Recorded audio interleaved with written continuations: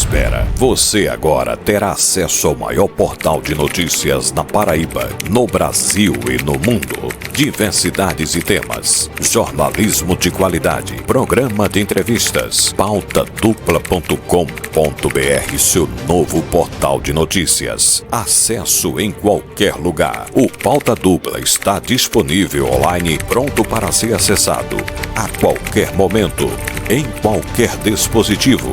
Seja no computador, tablet ou smartphone, estamos a apenas um clique de distância. O Pauta Dupla é mais do que um portal de notícias. É uma experiência enriquecedora para todos que buscam se informar e se inspirar. Explore, questione, compartilhe. Juntos construímos um mundo mais informado e consciente. Pautadupla.com.br, da Paraíba para o Brasil e o mundo.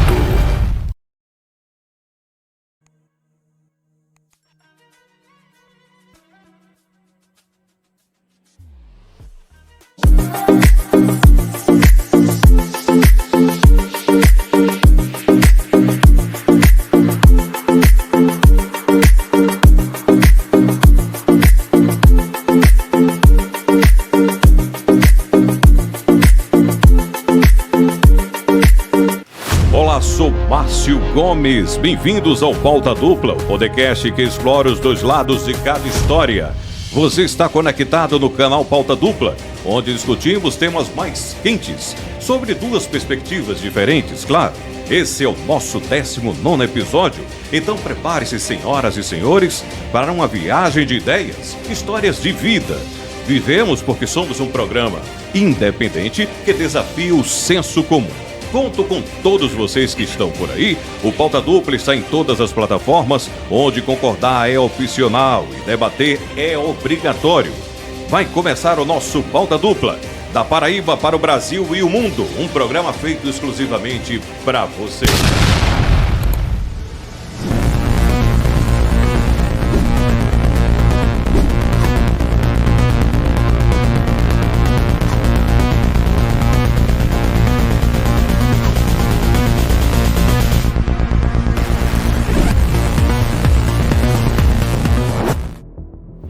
Senhoras e senhores, sejam bem-vindos, família Pauta Dupla. Que satisfação, alegria sempre em tê-los por aqui com o nosso Pauta Dupla no 19º episódio de hoje. Gostaria de agradecer ao meu amigo Fernando. Forte abraço, meu irmão. Satisfação em tê-lo você novamente aqui, coordenando, dirigindo o nosso programa. Eu tenho dois convidados especiais. Um aqui é amigo particular e o outro é um convidado muito especial que eu tenho a satisfação e o privilégio de tê-lo por aqui. Pastor, grande ser humano, uma pessoa de Deus, conhecimento da palavra. E o nosso episódio de hoje, você, meu amigo e minha amiga que está nesse momento nos assistindo, peço por gentileza, vai lá, tem lá, se inscreve no canal. Aí você ajuda o nosso Pauta Dupla, família Pauta Dupla, tá certo? Você se inscreve com a gente. Aí tem também o nosso site, que é o www.pautadupla.com.br, onde você fica muito bem informado e muito bem informada também. Tem o nosso Instagram, @pautaduplajp, que você vai curtir lá as edições do nosso programa, tá certo, meu amigo Thomas? E tem também o nosso Instagram do nosso portal, onde você vê lá os insights e os spoilers, tá certo? Do portal pautadupla.com.br. Combinados assim, eu peço gentileza a você para entrar na sua casa, no seu trabalho, onde quer que você esteja, e nos dê licença para a gente entrar com a nossa palavra. Tá certo assim? Vamos conversar bastante, tem muita coisa boa para ser conversado hoje. Independente da sua classe social, idade, sexo e religião, você é sempre bem-vindo, sempre bem-vinda a um programa que foi feito exclusivamente para todos vocês. Tá certo? Eu peço ao início aqui as considerações iniciais que eu vou apresentar aos nossos convidados e que também ele faça uma bênção aqui para o nosso programa, né? Que Deus continue ajudando a gente seguir as nossas batalhas diárias do cotidiano. E também o meu amigo Fernando também, que é um bom trabalhador, um guerreiro também. E os nossos convidados de hoje, minha gente, falar para vocês, tá certo? Robert Corte Real. Eu perguntei de onde veio o nome dele, ele vai falar também. Ele é pastor da IBS João Pessoa, tá certo, pastor? Perfeito. Diretor-presidente do colegiado e ministerial da Igreja Bíblica Semear. Seja bem-vindo, pastor. Suas considerações iniciais, por gentileza. Muito obrigado, Márcio. Prazer estar com vocês aqui, debatendo temas de relevância e com certeza importantes, para que todos possam ouvir e fazer suas considerações. Muito obrigado.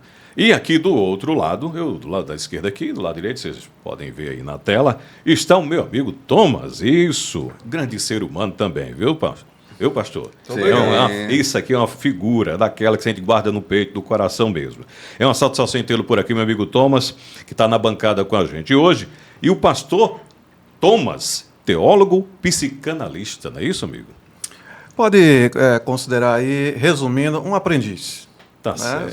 Somos todos aprendizes aqui e eu estou aqui admirado com a sua introdução, Márcio. Você não decepciona como profissional. Aprendendo. É impressionante. Eu queria ser um bom comunicador como você é. Muito obrigado, Mas estamos querido. aqui para contribuir para o seu público com um tema que é extremamente relevante e extremamente necessário. E eu amei aquela sua frase inicial aí, que diz que discordar é opcional, debater é obrigatório. Eu achei extraordinário isso aí. Pastor, a gente vai falar aqui sobre religião, vai falar sobre política também, se o senhor me permite. Eu gostaria que o senhor fizesse uma bênção, abençoasse aqui o nosso programa, para a gente seguir aqui nessa batalha do cotidiano. E eu vou fazer uma pergunta ao senhor que está muito nesse contexto, nessa pauta que nós vamos conversar. Mas, diante, peço que o senhor faça essa gentileza para mim, por favor. Uma oração. Oremos, e a então. todos que estão aqui assistindo nesse momento esse programa. Muito bem. Oremos, então. Pai bendito, nós invocamos o nome do Senhor neste lugar. Tua presença viva, não apenas em nossos corações, mas também naqueles que estão nos ouvindo e que participam deste programa, Senhor. A tua bênção, a bênção do entendimento, a bênção da compreensão daquelas coisas que são importantes, Pai, que são tuas. Em nome de Jesus. Amém. Amém. Amém. Muito obrigado.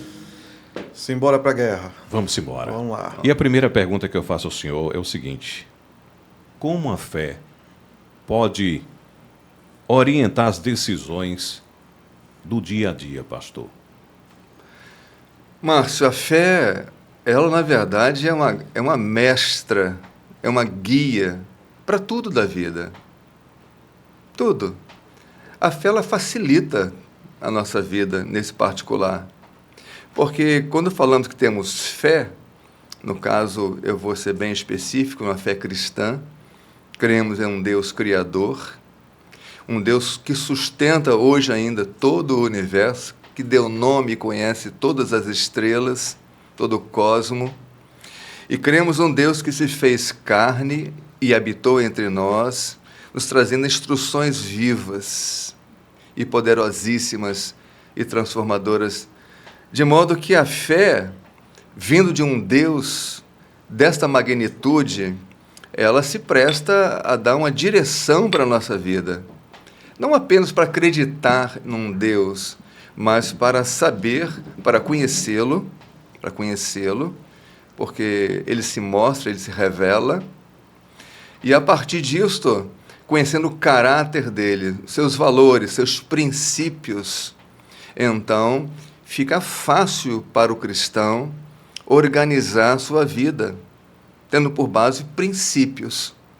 Quando não temos princípios, quando não temos valores bem definidos, nós ficamos como que vagando, sem saber para onde olhar, sem foco na vida. Mas os princípios e os valores que vêm de Deus para nós nos orientam e nos dão um caminho para andarmos nesse mundo, para a tomada das nossas decisões, o nosso envolvimento, não apenas espiritual, mas também social, relacional, todo tipo de ações da vida. A fé, ela é uma grande facilitadora. no sentido de que nos orienta de uma maneira muito, muito boa. É evidente que a fé, ela está chocando, muitas vezes ela conflita com os valores e os princípios das pessoas que não fazem parte desta fé. Mas, em tudo isso, Deus nos dá também o escape do amor, para que a gente possa trabalhar todas essas diferenças de maneira tolerante, respeitosa e entendendo que nem todos têm a mesma visão. Thomas, a pergunta ao pastor Thomas. Eu queria contribuir um pouco com essa sua primeira pergunta. Você questionou aonde de fato influencia, né, Isso. a questão da fé. Imediatamente eu pensei o seguinte: fica mais fácil, na minha opinião, para quem tem fé tomar decisões sábias, porque a gente consulta a Deus. Deus é o nosso conselheiro, né? E claro que deve haver uma prática e uma sensibilidade em ouvir a Deus, né? Deve ter esse cuidado, esse zelo em saber que é Deus que está falando com você. Mas as melhores decisões que a gente toma, do ponto de vista de quem tem fé, toma porque a gente consulta a Deus de alguma forma. Então, eu acredito que seja isso aí. Pergunta para o pastor Robert. Pastor, essas decisões que a gente toma sabiamente, porque nos aconselhamos com Deus, porque temos princípios e valores, etc., elas são decisões extremamente necessárias, bem-vindas para o contexto político. Eu já estou entrando na política, não sei se é bem o momento. Fiquem à vontade. Pauta mas dupla, ela seria bem-vinda? Será que as decisões sérias, importantes para a nação, Márcio, com base nos princípios e até mesmo as questões morais que nós temos do ponto de vista cristão, seria bem-vinda, seria saudável, edificante para a nação num contexto geral, de acordo com a nossa fé, que é a fé em Cristo? Pois é evidente que sim. Tem algumas pessoas que imaginam que a fé ela deva ficar restrita a quatro paredes de uma igreja. Viva a sua fé dentro da sua igreja, dentro da sua realidade, com o seu povo e tudo mais. Mas a fé, ela sempre, desde o princípio, nos registros da palavra de Deus, a fé sempre move pessoas numa direção, numa vontade de Deus. E a vontade de Deus, ela não está apenas para a igreja, é para todo mundo. Uma coisa que a gente não pode perder em perspectiva é que o mundo foi criado por Deus. É a nossa fé. Então, se o mundo é criação de Deus, se as pessoas nascem pelo poder de Deus, então a espiritualidade, a fé, a religião, ela precisa se conectar com tudo, não apenas com doutrinas de alguma religião específica, mas Deus, ele se envolve, ele interfere em todas as áreas, não apenas dentro da igreja. Deus não existe apenas dentro das igrejas. Deus é o Senhor de todo o universo, e Ele disciplina, orienta e interfere em todas as esferas. Então, a religião, se eu estiver errado, me corrija, ela contribui para uma comunidade mais unida? Não tenha dúvida disso. A própria ideia de igreja... Essa é a proposta. O que é igreja? Igreja é uma definição simples, é o corpo de Cristo na Terra. Reunido. Né? A gente pega pessoas de todo tipo de origens, pessoas cultas, pessoas incultas, pessoas bem aquinhoadas financeiramente, outras bem pobres, pessoas que conhecem mundo afora e outros que nunca saíram do seu bairro.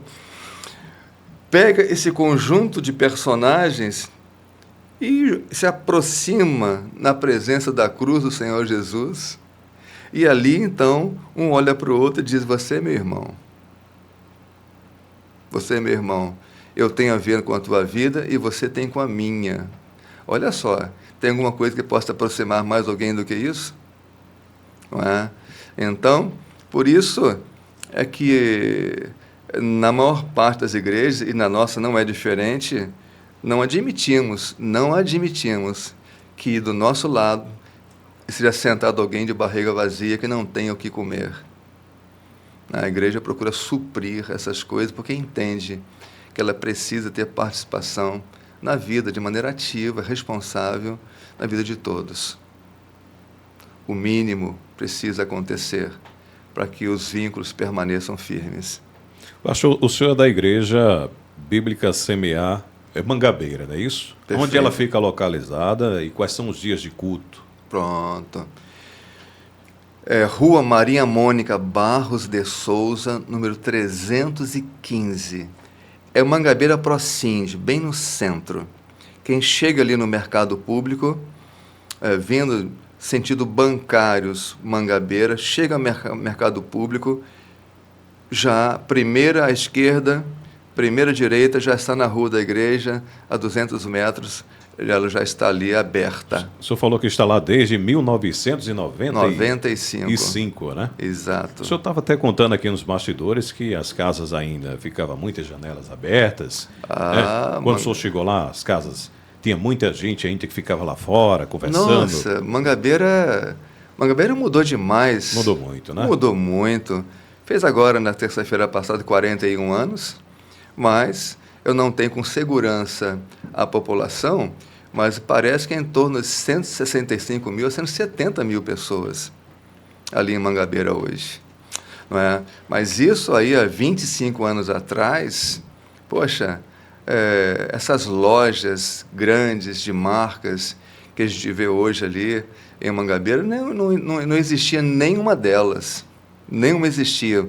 Eram só mesmo portas que as famílias abriam em suas casas, portinhas mesmo, de tipo armarinhos ou coisas assim, e que ficavam ali até, passava lá 11 da noite, estava tudo aberto, o pessoal na calçada, aquele movimento simples, mas que prosperou pelo trabalho, prosperou, e em Mangabeira hoje não tem quem não queira estar ali. As grandes lojas de João Pessoa foram para lá. Na verdade, a Josefa Taveira tem um dos metros quadrados mais caros da Paraíba. A Josefa Taveira ali em Mangabeira. Né? Exato. Mangabeira se tornou uma cidade. Muitos municípios da Paraíba não têm a estrutura que Mangabeira possui. Isso é verdade. Mangabeira é um bairro de João Pessoa fora do comum, fora da curva.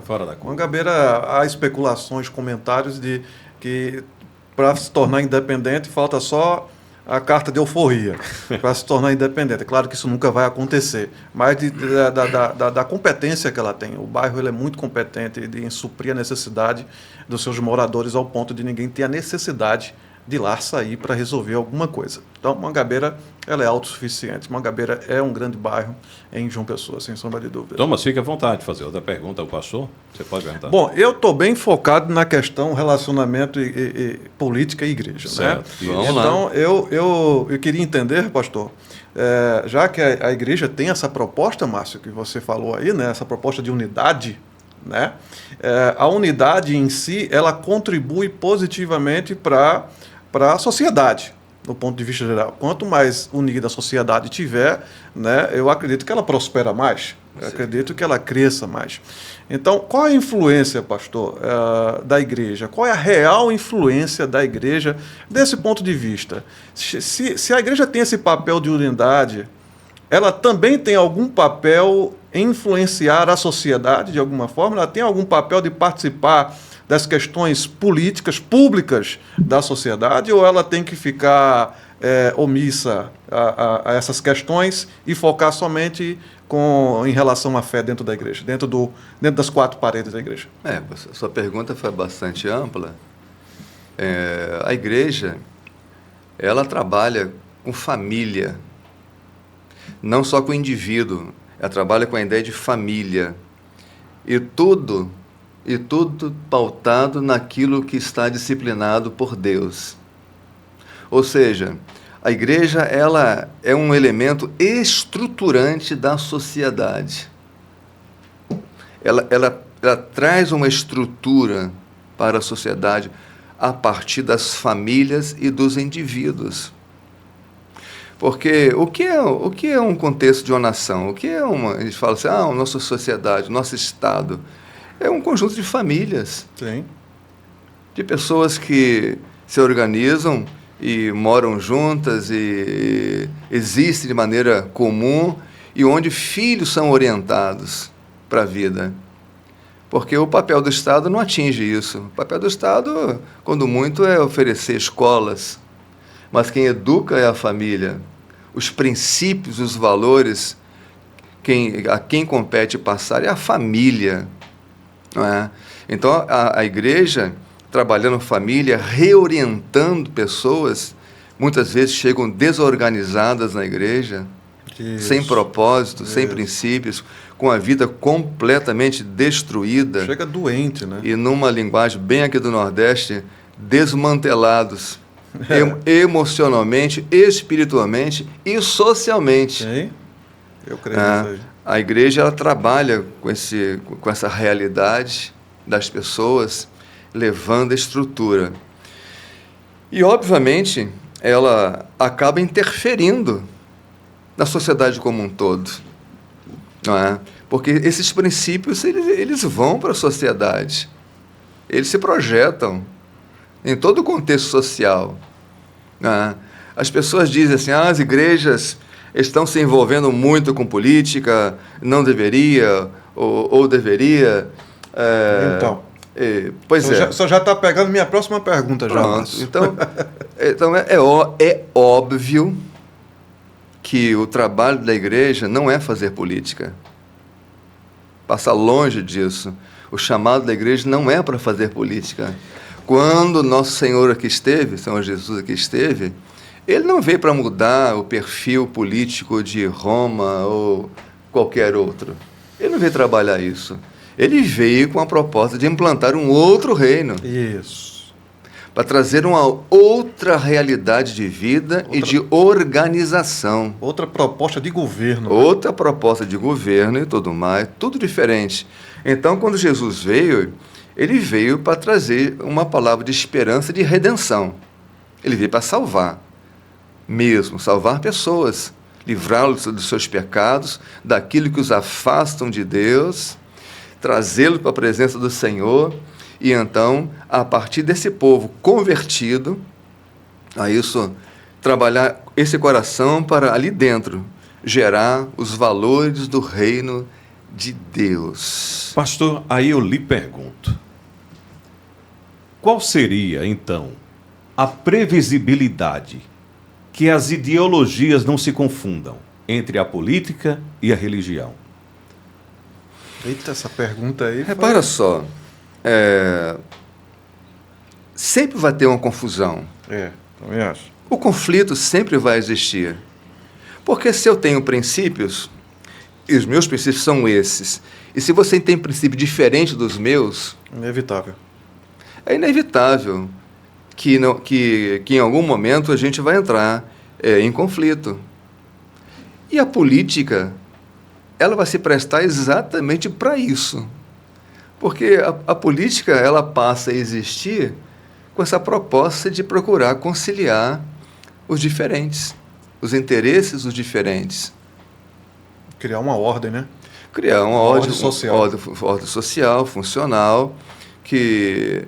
Agora, a igreja, ela sempre vai interferir nesse processo, não diretamente. Então, o que eu quero dizer com isso? A igreja que eu represento, eu não tenho candidato.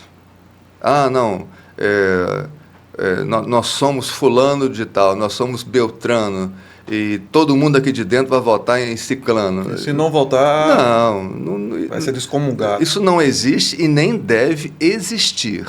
Pois é. A igreja, eu quero reprisar bem isso, ela trabalha com princípios. Esses princípios são, então, forjados no coração, na alma de cada cristão. Agora, esse cristão, aí sim, ele vai para os movimentos sociais, ele vai para o mundo da política, ele vai ser um candidato. Sim, aí sim, sem problema algum. O cristão, ele é um cidadão. Ele faz parte. Também, né? Ele faz parte Também da é um nação. cidadão. É direito dele participar em todas as áreas da sociedade. E é direito também que ele leve para onde ele for seus valores, seus ideais. É óbvio.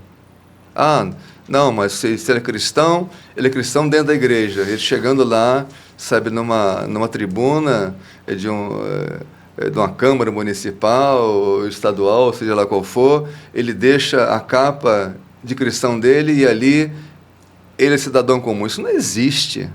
Isso não existe. Você tem seus valores e carrega eles para onde você for. Você pode ir lá para a China, você vai levar seus valores para lá. Só não pode virar comunista quando chegar lá, viu? De preferência, não faça isso. Mas então a igreja, ela interfere dessa maneira. Isso ela projeta no coração de pessoas valores e princípios, e essas pessoas, onde estiverem, é evidente que ela vai lutar por esses valores e recursos para que seja uma realidade em toda a nação. Se é bom para você, se é bom para a sua família, que seja boa também para a nação. Thomas? Meu querido, eu vou apimentar um pouco mais aqui, puxando um versículo, instrução do próprio Jesus. Tá? Antes de mais nada, Márcio, eu estava dizendo aqui no Bastidores para você, e gostaria de repetir para que o teu telespectador possa ouvir também. Eu aprendi a olhar para a política de uma ótica diferente quando eu distingui a política, que é uma proposta de governo, né, de políticos.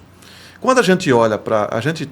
nós brasileiros, até bem recente, inclusive nós temos o mau hábito de misturar tudo. Olhar para políticos e achar que aqueles maus políticos e toda aquela corrupção que acontece é um mal da política. E não é. A política é uma proposta de governo necessária para que a gente possa proporcionar uma ordem social e prosperar. Enquanto os políticos são candidatos, pessoas ali que estão para contribuir com essa engrenagem e fazer com que a sociedade cresça. Não é isso? Então, eu aprendi a gostar de política, a conversar sobre política, quando eu separei isso. E eu acho que tem muita gente que confunde um pouco, mistura galhos com bugalhos e fica com raiva de falar de política e quem fala de política também. Por isso que a gente testemunha, pastor, alguns cristãos, alguns pastores, afirmando essa necessidade de que a igreja não se misture com política. Isso, agora eu vou falar igual o Thanos dos Vingadores, se é que vocês assistiram. Isto é inevitável. A política, ela é inevitável. Se você é um cidadão, se você é residente de alguma cidade, alguma sociedade, a política é inevitável. Até quando você é omisso, você está fazendo política. Até quando você não vai na urna, você está fazendo política.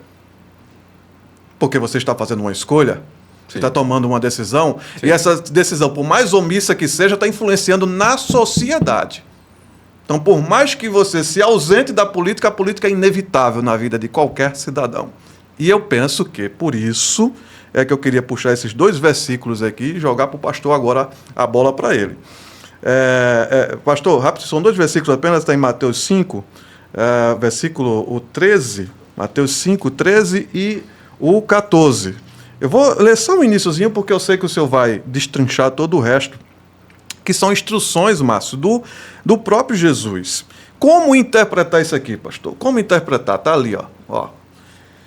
Vós sois o sal da terra. Ora, não era para ser o sal da igreja? Mas não, é uma instrução de Cristo ser o sal da terra. E ele ainda diz, se o sal for insípido, com o que há de se salgar? Para nada mais presta, senão para lançar fora e ser pisado pelos homens. Agora joga o 15. É o 15 ou o 14? É o 14. Aí, o versículo seguinte, olha o que diz. Vós sois a luz do mundo. Ora, mais uma vez, não é a luz da igreja. Vós sois a luz do mundo. Se não se esconder, não se pode esconder uma cidade edificada sobre um monte. Vê o próximo versículo que fala a respeito da lâmpada.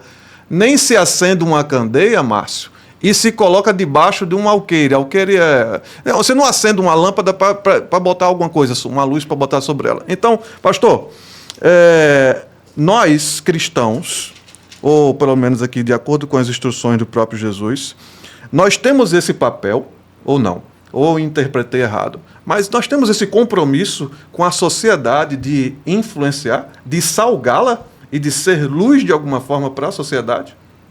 Não foi à toa que o Senhor Jesus deixou para nós a tarefa de levar a todos os lugares, a todas as terras, a todas as nações, a todas as tribos, a palavra do Evangelho, a instrução do Evangelho, a instrução de Deus, que é abençoadora.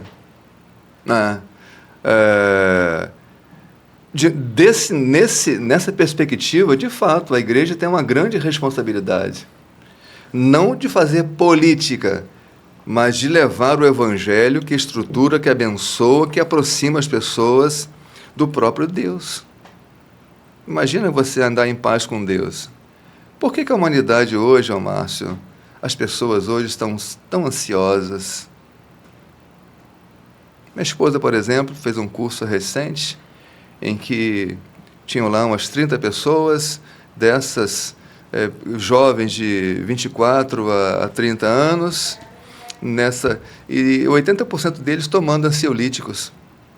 Jovens que tiveram a oportunidade de entrar numa universidade, ou seja, então tem um mínimo de intelectualidade, né, tiveram esse privilégio enorme de entrar numa universidade, mas com a vida emocional toda abalada, toda desorientada. Quantas pessoas no teu convívio que vivem tomando medicamentos para dormir, para acalmar, para se estabilizar? Então, o mundo que se organiza sem Deus, o futuro dele é triste. É triste. Países hoje que alcançaram um nível de tecnologia, de informação, de desenvolvimento econômico, que o percentual de suicídios Sim. são enormes. Sim. Enormes, porque falta Deus, falta paz no coração. O senhor falou em tecnologia, eu vou falar sobre esse assunto. E um assunto que está dentro desse contexto aqui. E o que me chama a atenção é que a gente observa em um cenário político, como estou também dentro dessa área, o que eu observo? Muitos políticos têm suas agregações, né? Cada um tem sua religião, mas eles não promovem a paz, a fé, a harmonia, como a igreja promove. Qual é a sua visão? Se a religião e a política andam juntas ou tendem a andar juntas, alinhadas, porque existe essa diferença que é absurda, que a gente não consegue colocar em que os dois comecem a conflitar. Se conflitar, né? Por que isso? Porque a religião promove a paz, o amor, a fé, e a gente não vê isso nos atuais representantes do povo. Qual a sua visão? Márcio, Eu acho que ele quis dizer, inclusive, representantes políticos que se apresentam como cristãos. Como cristãos, exato. Márcio, repara só. Mas na sua maioria, né? A gente percebe, dentro de uma história aqui da nossa nação, bem recente, as igrejas, de um modo geral, eram muito recatadas. Elas ficavam muito no seu quadrado religioso. Elas não se envolviam Foi isso aí mesmo. com o mundo da política. Elas ficavam lá na dela, só mesmo com a pregação do Evangelho, muitas delas com um trabalho social também bastante forte, responsável, mas um tanto distanciado da política.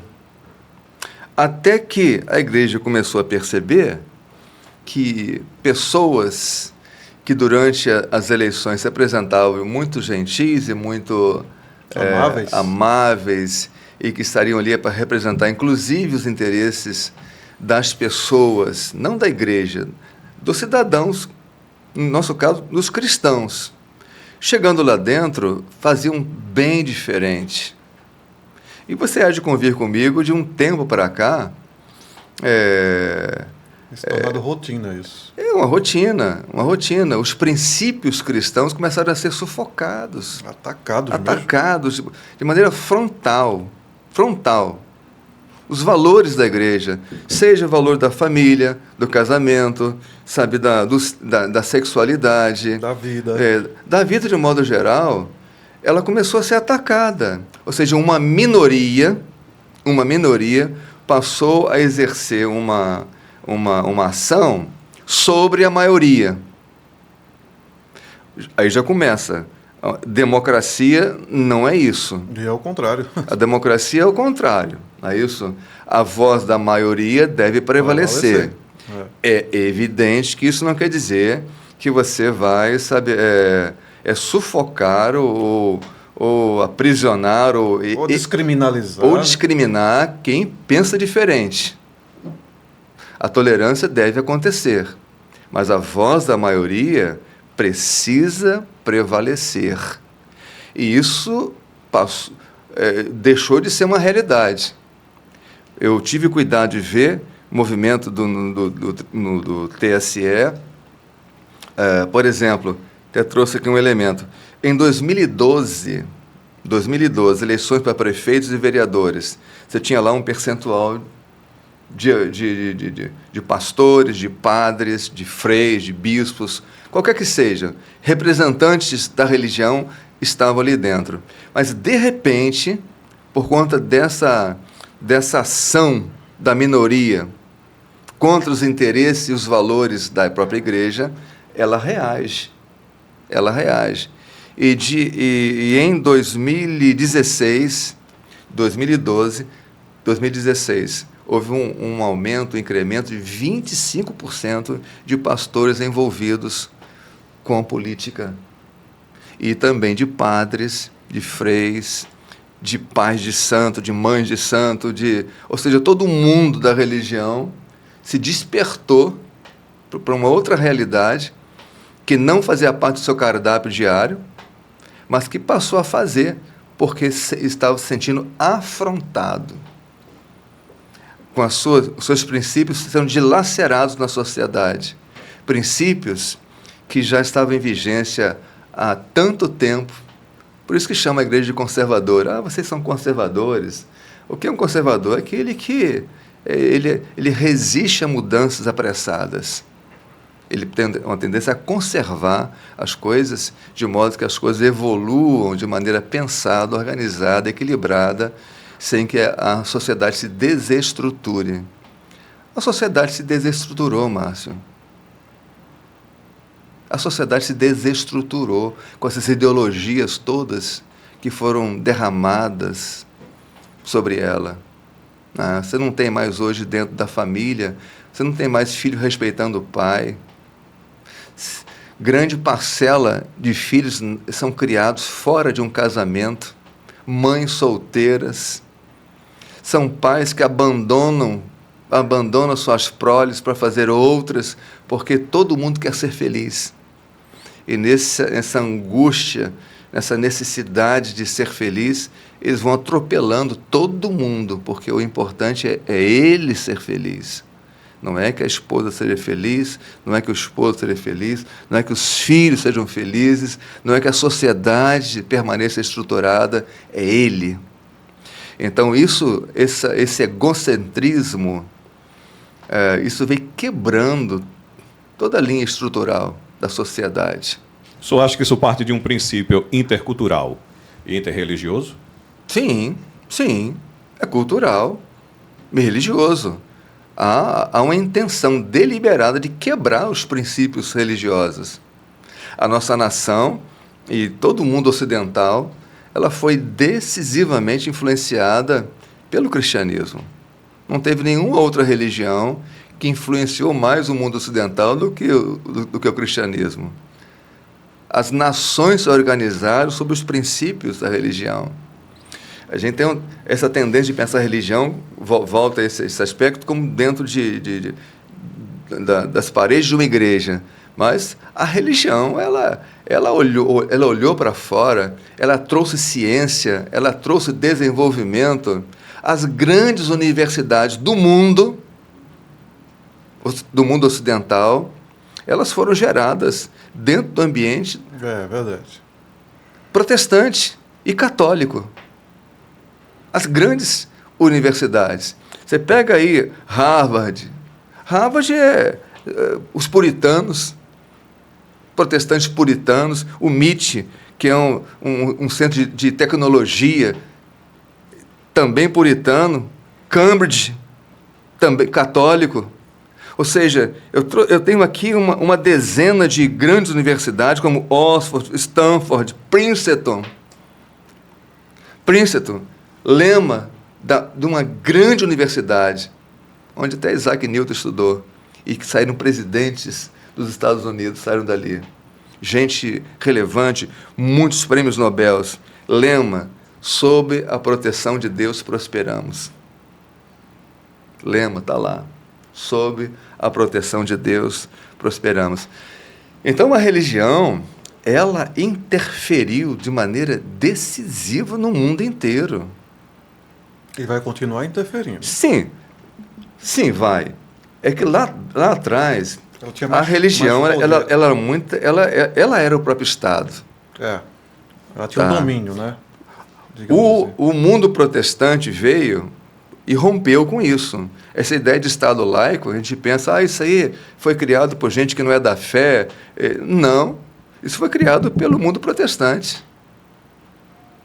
Né? Então, separar Estado, você é Estado, nós somos igreja. Mas o erro que se tem nisso, eles chamam isso de Estado laico, né? Estado laico. O erro é achar que a religião não pode interferir. Como se a religião, como se os religiosos fossem ETs que vivessem em outro mundo e não aqui, onde os filhos deles estudam, onde eles desejam que eles encontrem trabalho, que eles prosperem, que vivam bem. Então, há um interesse de todos, inclusive dos religiosos, de que esse mundo se organize e seja muito saudável e próspero, para que essa dinâmica, seja uma realidade também para os seus filhos, seus netos, para aqueles que vêm depois. Então, há um interesse na igreja de que toda a sociedade esteja bem estruturada para que ela seja um local de harmonia, um local onde as coisas funcionem bem. Não como vem acontecendo atualmente, que está todo entrando num processo muito rápido de degenerativo, Thomas, relacional. A nossa fé, que é a religião cristã, ela tem um pensamento no coletivo. O pastor Robert acabou de traçar um perfil individualista, que é essa ideia de querer ser feliz sozinho, né? E a política, ela, apesar de ser coletiva, um ponto de vista coletivo com um bem comum para a sociedade, ela também é partidária, né? Ela defende parte de interesse, defende grupos. Mas a nossa fé, ela é universalista. Ela tem por instrução 2 grandes mandamentos, são 2 princípios que não dá para negociar. O primeiro é amar a Deus acima de todas as coisas, colocar Deus acima de tudo sempre. E o segundo, amar ao próximo como eu amo a mim mesmo. Quer algo mais poderoso para o bem comum de uma sociedade do que eu olhar para o outro como se estivesse olhando para mim? Então, isso é um ponto de vista coletivo. Então a ideia de fé, principalmente da nossa fé, a religião, o cristianismo, nós pensamos num todo, nós não pensamos em parte. Existe uma ideia muito equivocada de quem é contrário à nossa fé, de que nós defendemos os nossos grupos, que defendemos a nossa ideia, a nossa filosofia, a nossa ideologia. Bom, se há quem defenda dessa forma, está defendendo de maneira equivocada porque tomou parte de interesse de um grupo. Mas a nossa fé vinda de Cristo, ela não é partidarista, ela é universalista. Eu olho para qualquer um e me importo com qualquer um como se estivesse olhando para mim e se importando comigo mesmo. Então, eu acho que não há nada mais político do que isso. Quando a gente parte do pressuposto que a política é pensar num contexto social em um bem comum de todos. Como eu poderia... Eu vou fazer essa pergunta aos dois, ao senhor e também a Thomas. Com essas tradições religiosas, como é que a gente pode atribuir a justiça social e os direitos humanos? Como é que a gente pode incluir a justiça social, os direitos humanos? Analisando num aspecto político e religioso. Ele não faz nenhuma pergunta fácil, viu? Só uma pergunta inteligente. Márcio, infelizmente, o Estado ele se tornou um devorador de riquezas, um aniquilador de riquezas. Por isso que eu perguntei ao senhor. Porque, às vezes, quando chega aqui na política, eu não tenho essa... boa observação que eu estava fazendo. Eu não tenho essa visão. Os políticos que, em princípio, deveriam estar representando o bem comum de todo o povo, não estão. Eles passaram a funcionar de tal maneira que eles são, sabe, uns gafanhotos, uns devoradores de riquezas, sabe? E a gente olha para o povo, a gente cada vez mais pobreza, mais falta de cultura, mais desestrutura da saúde, da segurança. Ou seja, aquilo que compete à área pública, ao Estado, a cada tempo está pior. Está pior. Alguma coisa precisa acontecer, uma ruptura precisa acontecer nesse processo todo, sabe? E eu creio que isso esteja acontecendo em nossa nação. Sim. E por isso que eu falei em questão de religiões tradicionais. A política, ela já veio ele já pegou essa conjuntura. Sim. Então, já tem esse conhecimento que a tradição religiosa exige dessas pessoas que, quando se opõem a seguir um cargo público, a entrar na política, que ele tenha conhecimento amplo sobre esse aspecto espiritual. Então, não se alinham. Você não consegue ter uma visão. Márcio, é um desafio. Você não consegue ter um entendimento em relação a política. A política hoje são feudos. Ali dentro é um grupo defendendo o agronegócio, um grupo defendendo, sabe, a religião, um grupo defendendo cada coisa. Partidos. Cada segmento, cada interesse. Outro defendendo apenas alguns empresários, alguns interesses econômicos, grupos econômicos, estão ali dentro só para isso. Essas ideias particionadas que ficam cada um pensando em resolver algumas coisas, isso não termina chegando a lugar nenhum? Não se tem o norte para isso? Olha, é um caminho mais demorado. Só se tem um norte para isso. Não vou falar sobre política, mas recentemente, nem nome de pessoas, mas a política da nossa nação, ela sofreu, essa política nociva, perniciosa, ela sofreu um baque. Uma mudança, uma proposta diferente aconteceu no cenário. E está em curso isso hoje no nosso país.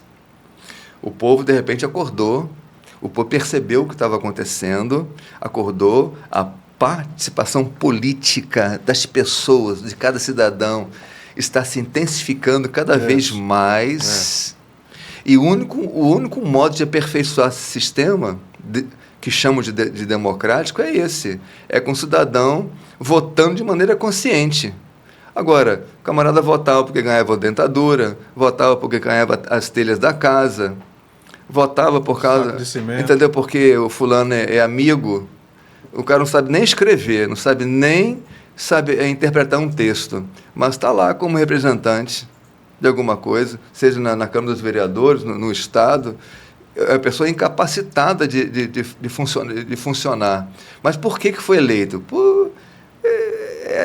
Essa coisa, essa mistura de inoperâncias, de gente despreparada para votar, que está mudando. Hoje nosso povo está mais consciente.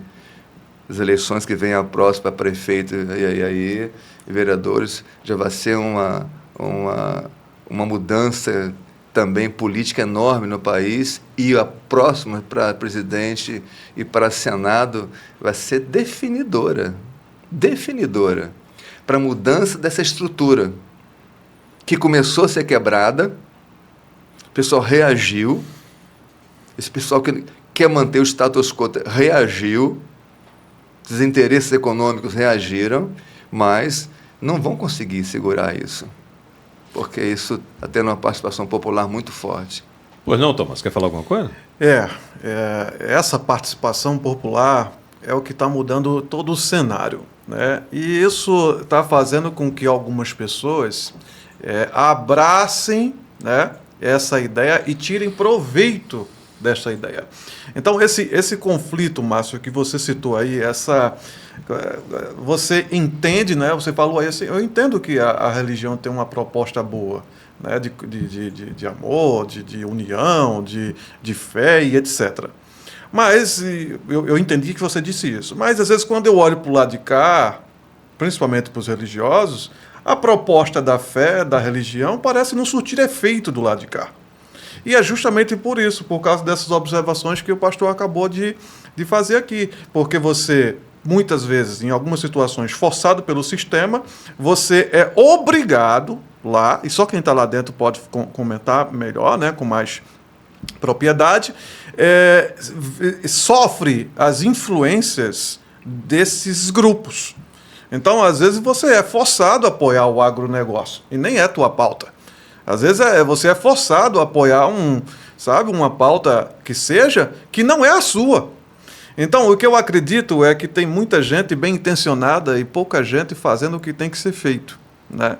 Porque quando chega lá, encontra uma resistência do sistema, que a gente fala muito sistema, né? A gente não compreende tudo o que é esse sistema, mas eu vejo uma dificuldade muito grande das pessoas que se candidatam com uma proposta e quando chega lá não consegue. Ele não consegue, porque encontra uma resistência. Se ele não apoiar um determinado grupo, uma determinada pauta, ele termina sendo sucumbido. Então ele é forçado a esses apoios, né? E aí, voltando para a minha primeira teoria, com essa reação da igreja, do ponto de vista de fé cristã, com essa reação de contrapartida, de contra-ataque, digamos assim, se é que eu posso usar esse termo contra-ataque, eu acho que não cabe bem, né, para a igreja. Mas há muitos se levantando e fazendo usufruto, como é que eu posso dizer? Se aproveitando dessa situação, se apresentando como cristão, como pautas, levantando, né, questões cristãs a ser defendida, mas não é bem essa a intenção dele. Ele quer aproveitar a onda, ele quer surfar na onda. Então, você se decepciona e se frustra, e muitos de nós também, porque a gente tem muito cristão, muita gente travestida de cristão. É aí onde entra um sentimento de injustiça. Sim. Né? Que eu falei a questão da justiça social, que muitos não resolvem, dos problemas sociais da população. Existem diversas pessoas hoje em situações que a gente tem, assim, números, percentuais em relação a isso, muitas pessoas em situações miseráveis. Então, é preciso que essas pessoas tenham realmente um apoio. Então, e esse apoio não existe, não está tendo esse apoio. Cada um com os seus afazeres, com seus desejos próprios. Então, por isso que eu fiz essa pergunta. E quando você se diz que é político, religioso, e quando você não, aquelas suas tradições religiosas, você não trouxe para você, no seu coração, e com a vontade de levar para o povo... Ele não está sendo sal. Para poder resolver o problema daquele povo que precisa de paz, de amor, de esperança, precisa de justiça social, precisa, então, de direitos humanos que precisam ser relacionados. O povo precisa. O que o povo precisa? Precisa de cultura, de educação. A base é a educação, estar educado, aprender a ler, a interpretar texto. Só muda se for aí, Márcio. Entende? Precisa de saúde, precisa, sabe, de moradia, onde morar. Ou seja, a nação precisa de prosperidade, de menos Estado, que é devorador, tudo que eles conseguem arrebanhar de recursos, eles querem dar um jeito aquilo de comer, de beber, de ter aquilo, menos Estado e mais saúde, mais educação. Nosso país, pelo amor de Deus, Márcio, nosso povo que chama de alfabetizado não sabe ler um texto, não interpreta um texto mais elementar. Você vai nas escolas hoje, sejam municipais, escolas estaduais, é um caos, é uma desorganização. Qual o futuro disso? Não tem. Não tem. Aí se pensa, a gente cria uma massa humana incapacitada para a vida, para trabalhar, para alçar voos maiores, porque falta intelectualidade, falta formação básica. A pessoa que não sabe interpretar um texto, ela não está apta a nada nessa vida. É só também, pastor, a gente pega, Márcio, você como comunicador, como jornalista, dá uma passeada numa universidade, dá uma volta numa faculdade, conversa com meia dúzia e pergunta se eles sabem o que eles querem da vida. A geração Z está um pouco difícil E quando se formam, quando se forma aquele profissional? Está complicado. Esse profissional não se forma sendo competente na área que ele disse que estudou para aquilo. Então é uma falta, é uma ausência E não é só isso, não é só português, matemática, física, química. A universidade é um local de reflexão, deveria ser um local de reflexão, de conhecer os pensamentos, as filosofias.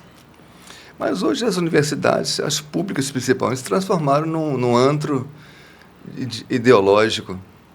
O pior que poderiam fazer para o futuro da nossa nação está sendo feito dentro das universidades. O senhor falou uma coisa... Eu esperava isso do senhor, se o senhor tocasse nesse assunto, até porque o senhor é uma pessoa muito inteligente, muito equilibrada, e eu não me admito que o senhor o senhor falou nos bastidores aqui que não gosta de política, né? Mas o senhor teria também um... É diplomata, não é? Teria um perfil, jeitão diplomático, né? Tem um perfil. Poderia, né, pelo menos para tentar trazer um pouquinho, resgatar um pouquinho disso que nós estamos precisando. Eu vou deixar o senhor tomar só um copo com água, pastor. Eu vou falar do nosso site aqui e a gente vai entrar aqui numa segunda... Tem um tempinho ainda, não tem aqui, né, Fernando? Porque eu vou falar aqui do Pauta Dupla, do nosso portal. O senhor toma um copo com água, mais meu amigo Thomas. E eu preparei aqui uma pergunta ao senhor aqui. Vou entrar numa situação aqui, de uma pergunta aqui, que, gente... Mais uma difícil, né? É impressionante. Eu trouxe especialmente para perguntar ao senhor e a Thomas. Que esse é um assunto, pastor, que merece a nossa atenção mais que especial, e principalmente o senhor como homem da palavra. Com certeza, eu gostaria de ouvir do senhor o que eu vou perguntar aqui agora. Vai numa expectativa Vamos... dessa.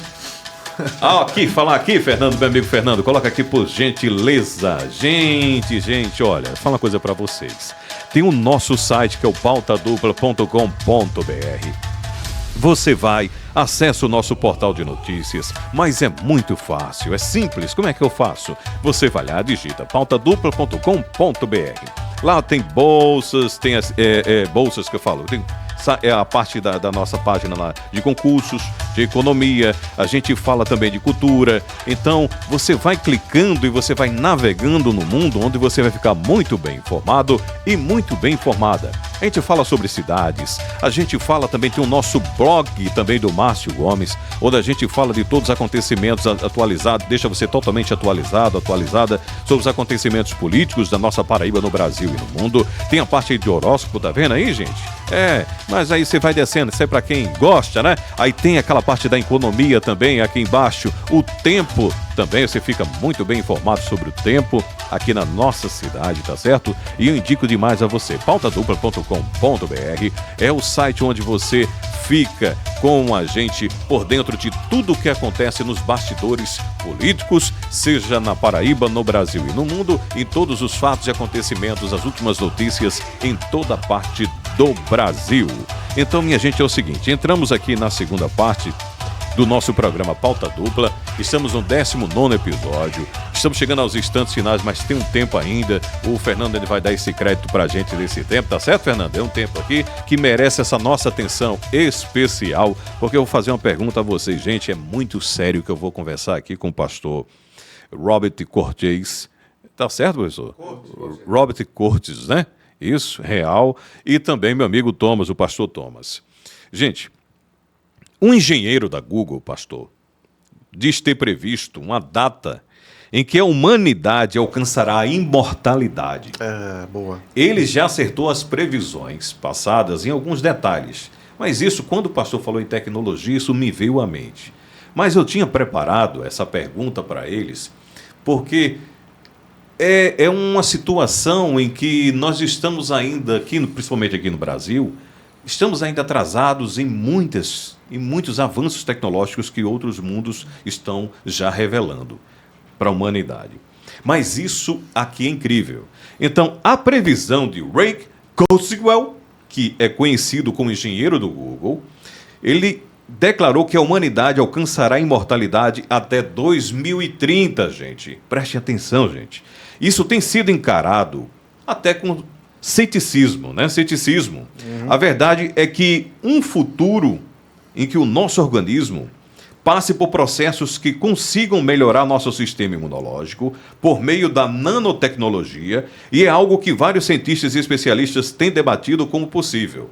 Bem, a nanotecnologia também já é usado também em alguns setores da ciência para cuidar da saúde. E há um conflito em que eu vejo isso aqui da seguinte forma. Estou resumindo, gente, que a história é muito grande, muito ampla. Para você ter uma ideia, a nanotecnologia, isso no futuro, estou falando isso analisando também como tenho a minha formação, mas eu tenho minha formação de TI, gerenciamento de redes. Então, eu como sou ligado em tecnologia, eu poderia dizer, eita, que coisa sensacional. Isso vai ajudar a trabalhar, a facilitar ainda mais, a diagnosticar os problemas de câncer. Veja bem até onde vai isso, Fernando. Pastores, o Kurzweil, ele sugere que a singularidade ocorrerá em 2045. Coisa séria. Com a inteligência artificial passando no teste de Turing válido para 2291. Aí já vai muito mais além. Mas essa imortalidade aí, que ele sugere para 2019 até 2030, isso aí é uma situação que vai mexer com todo ser humano. Pastor, o senhor imaginou se isso acontece? Vamos supor aqui, gente, que está aqui o pastor Thomas, eu estou aqui, está o Fernando ali do outro lado, e esse trabalho em que ele sugere, em que ele está trabalhando para que isso aconteça, vamos supor que eu consiga chegar aqui aos meus 200 anos, Fernando aí aos 300, que é mais novo, o senhor também, pastor, e a gente continua aqui, mas aí a gente entra para a religião. E aí, pastor, a imortalidade. Quer dizer, essas implicações éticas e sociais com essa tecnologia, potencialmente ela pode levar à imortalidade humana. Na Bíblia, eu não tenho conhecimento, eu sou sincericida. Então, eu digo ao senhor, eu não tenho conhecimento como o senhor tem. Mas a imortalidade, isso me assusta. Para o senhor, como pastor, conhecimento da Bíblia, da palavra, a imortalidade humana chegando e ele conseguindo essa singularidade. E agora? O que vai acontecer? O que é que a religião, o senhor como pastor, conhecimento da palavra, o que é que vai acontecer com a raça humana? Ô Márcio, hoje, Até eu quero ouvir essa do senhor. hoje, dentro da nossa realidade, as pessoas já estão preocupadas com superpopulação, com escassez de alimentos para todo mundo, com um mundo cada vez mais inadequado para se viver, com as calotas polares sendo, os degelos acontecendo, e mudanças drásticas acontecendo, preocupações intensas em fazer já controle de natalidade, essa coisa toda. Agora imagina não se morrendo mais. Imagina se morrendo mais. Daqui a pouco vai ser, ou um vai pisar na cabeça do outro, ou então vai ter que adotar um modelo de controle, sabe, que ninguém nasça mais. Só imagina agora quem está vivo não morrer mais. Aí, Vai ficar um universo fechado. exato. Mas eu acredito que nós vamos avançar tecnologicamente. Falei certo? É isso mesmo? Certo. De uma maneira tão absurda e assustadora, como você mesmo aí está surpreso com essa proposta, que o controle de natalidade vai ser grande demais. Pode até alcançar essa aberração da imortalidade, que inclusive isso não é novo, né? Desde o egípcio. Eu vou numa situação em que seja mais assim, assustadora espiritualmente. Aí muita gente diz assim, mas Deus dá um conhecimento ao ser humano. Eu respeito, eu gosto demais de tecnologia também, mas isso me assusta muito em ele entrar em uma situação em que a gente sabe que a gente vai chegar nós temos aqui prazos de validade, a gente vai chegar a um determinado ponto onde vamos morrer, né? Sim. Então, o senhor tem todo o conhecimento sobre isso. E quando a gente passa ele consegue esse feito, e o ser humano ele consegue ter a imortalidade, isso gera... É como se ele não tivesse mais... então, eu sou imortal. Eu não preciso de crença nenhuma mais. E olha como eu já estou entrando em outros aspectos. Eu não preciso mais ter a minha crença. Eu sou imortal. Eu sou imbatível. Entendeu? Então, assim, é muito assustador isso. Mas isso aí, é lógico que a ciência, a tecnologia, tem trazido grandes avanços, grandes possibilidades para os indivíduos, para a saúde. Até você comentou agora há pouco sobre câncer. Antigamente, qualquer tipo de câncer, o cara já morria. Hoje tem tratamentos, tem pessoas que conseguem sobrevida enorme com os tratamentos. E a tendência é a ciência, que evolui quase que numa progressão geométrica hoje em dia. Os absurdos que já existem, absurdo no bom sentido, de desenvolvimento, de criações, de ideias, de possibilidades, são enormes. Agora, Márcio, a gente não pode deixar de saber também que todo o universo está num processo de catálise, de decomposição. Um processo degenerativo de todo o universo. O universo não está se aperfeiçoando. O universo está se degenerando. O Sol também tem prazo de validade. Como acontece com todos nós. Nós também estamos... O que é o processo do envelhecimento? A gente vai se corrompendo. É uma corrupção fisiológica que acontece conosco. A ciência vai tentar reverter isso ao máximo. Mas imortalidade, ela nunca vai conseguir. Ela pode projetar um pouco mais de vida. No princípio, a gente vê registros bíblicos de pessoas vivendo 900 e tantos anos de vida. Então, há no ser humano um potencial de criação de uma vida bastante longa. A gente sabe que o problema do pecado que gerou essa corrupção também no corpo do homem e de toda a economia mundial. Vocês já imaginaram lá na Coreia do Norte, esses nanos-robôs conseguem deixar o presidente lá, né? Pensou aquela coisa horrorosa deixar lá ele lá por 200, 300 anos na Coreia do Norte? Já imaginou? Meu Deus do céu. Estamos chegando aos instantes finais, não é isso, Fernando? Então, chegando aos instantes finais, eu gostaria das suas considerações, que o senhor falasse também os dias de culto, se o senhor tem alguma coisa que ficou aqui para a gente conversar, A gente poderia finalizar aqui. Eu fiquei devendo, foi uma resposta para o pastor Thomas. Sim, pois não. Ele projetou aqui Mateus capítulo 5, 13 e 14. Certo. Quando Jesus fala para seus discípulos que eles são sal da terra e que se o sal for insípido, se ele perder, não é isso, as suas condições normais, para nada serve. Não é? Então, a religião, o cristianismo, vamos focar apenas no cristianismo, Isso, a proposta de Cristo é essa, que eu, você e quem for, qualquer pessoa que seja alguém que bata no peito e fala, eu sou cristão, Adepta, né? que seja uma pessoa que se torne um sal para a terra. O que o sal faz? Você pega uma carne, bota sal e ela se conserva. Ela não se degrada de maneira rápida. Aqui no Nordeste, carne de sol, então, é exatamente isso. Exato. Né? Isso. Pega lá aquela carne, dá uns riscos nela, bota sal, espera um pouquinho, e você pode manter a sua carne ali em cima da mesa por meses. Então, o sal Porque da terra o são os sal, conservadores. ele conserva, ele mantém aquela condição. Então, o papel da igreja também é esse, de conservar. Não tinha visto por esse lado. É uma função conservadora dos princípios e dos valores de Deus neste mundo. E ela também é luz. É luz. Cristo se apresenta como luz. O mundo em trevas e, de repente, uma grande luz brilha.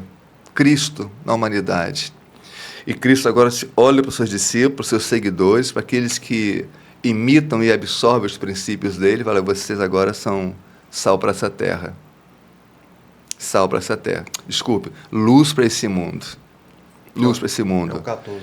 Cabe a vocês agora, então, trazer o entendimento das coisas do céu para as pessoas da terra que andam tão desarticuladas, tão desconectadas, tão atrás do próprio rabo, correndo atrás do próprio rabo a vida inteira. Sentido da vida, Márcio. Quem é que pensa no sentido da vida? O camarada cresce, nasce, cresce, casa, daqui a pouco está envelhecendo, morrendo, e daí? Acabou. E daí? Isso é tudo na vida? Fulano morreu, deixou patrimônio. E daí? É isso? Ele existiu para isso? Então tem algo muito mais, e o cristianismo ele oferece essa possibilidade de entregar esse mais a todos os povos, a todas as nações, a chance de uma conexão real com Deus. E aí sim, vida eterna. Vida eterna. Porque assim como Cristo morreu, mas ressuscitou pelo poder do Espírito Santo de Deus, quem morre com a fé em Cristo também vai ressuscitar e vai viver para sempre na presença de Deus. Vida abundante.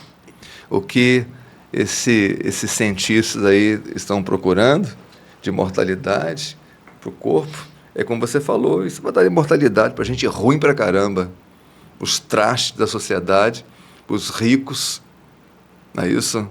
Os dominadores, mas o povão vai continuar povão, porque se não houver amor, se não houver preocupação, se não houver um olhar para o lado, não há chance para esse mundo. Não há chance para esse mundo fora do amor de Deus. Muito obrigado, pastor, pela sua participação aqui. Foi uma satisfação imensa. Deixo a porta aberta novamente. Quando o senhor tiver com a sua disponibilidade, venha sempre ao nosso programa.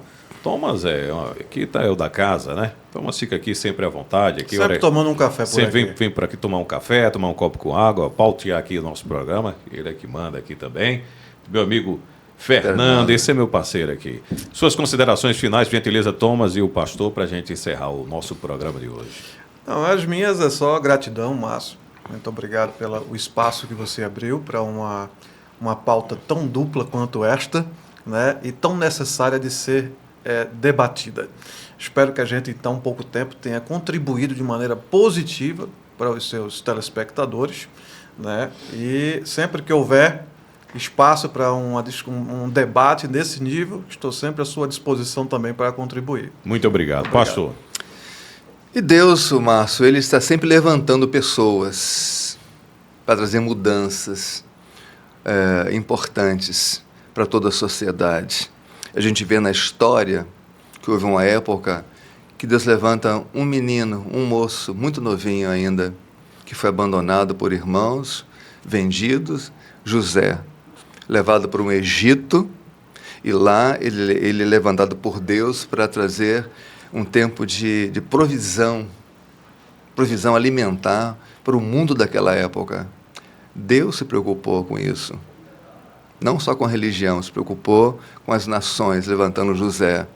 Deus levanta Daniel, levado cativo para a Babilônia. Ele levanta Daniel ali para que o nome de Deus na Babilônia se fizesse conhecido. Levantou uma pessoa com esse propósito.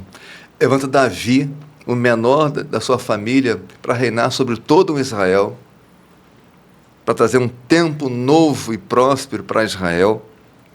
Levanta Moisés, olha só, Deus não trabalha com multidão não, Márcio. Ele trabalha com pessoas virtuosas, com gente que ele levanta para fortalecer, para que todo mundo saiba que é ele que está fazendo. Ele levantou então Moisés para libertar o povo de Deus cativo numa nação poderosíssima naquela época. Um homem. Foi ajudado por Arão, é verdade, mas um homem.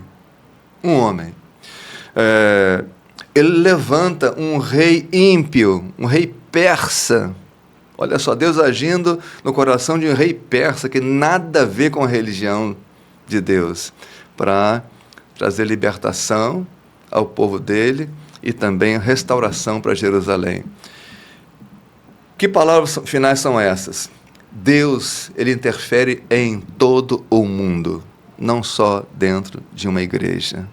Deus está interessado em todo o mundo, interessado em você como pessoa, prover salvação para você, mudança de vida para você, para sua família, como para todos esses que estão conosco nesse podcast, né? Para todos vocês, com certeza, Deus está preocupado, não apenas que haja louvor a Ele dentro das igrejas, mas que o mundo inteiro o louve, como toda a natureza louva a Deus com sua beleza, com sua voz. Então, que cada pessoa que participa conosco desse podcast, ela possa compreender o papel da igreja. Isso que não é fazer política, é levar a palavra de Deus, mas que todo religioso, todo cristão é plenamente livre para usar os meios que forem necessários para trazer algo melhor para essa terra. Muito obrigado a todos vocês, telespectadores, amigos e amigas, que assistiram o nosso 19º episódio de hoje, tá certo? O nosso convite a você está feito para o próximo episódio, se Deus quiser, e Ele há de querer. Tudo de bom para vocês, muito obrigado pelo carinho e vamos que vamos, né, Fernando? Forte abraço para você, meu irmão. Até a próxima, gente.